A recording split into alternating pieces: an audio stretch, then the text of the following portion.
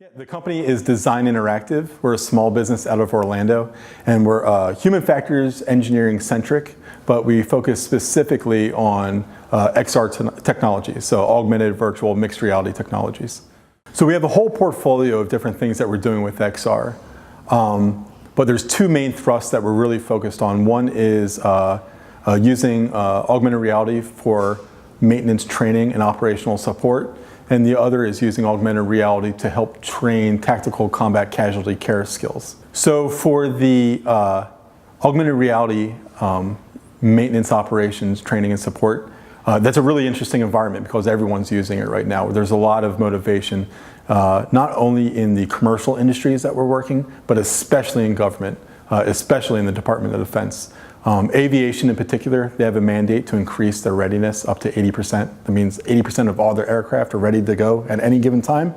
And they're looking for better ways to achieve that readiness. And one of them is to improve how they train, but also their maintainers' access to knowledge. And our augmented reality platform, Augmented, is a great way to provide that sort of on-demand knowledge to them. So the heart of Augmented is really this hyper-intuitive authoring capability. So you don't have to be like a techie guy. You just have to know your work. You have to know your business. And it's really intuitive, so anybody can author tips and know-how and procedures and best practices in augmented reality and distribute it out to all those other guys and girls who might not be as experienced, who might not know how to do that particular task or all the best practices to do it most effectively.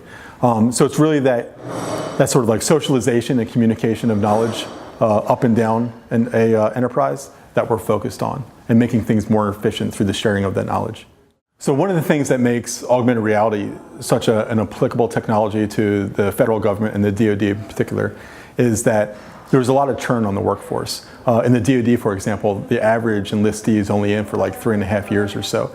So they need those soldiers and Marines, airmen, and sailors to achieve as much proficiency, as much readiness as quickly as possible.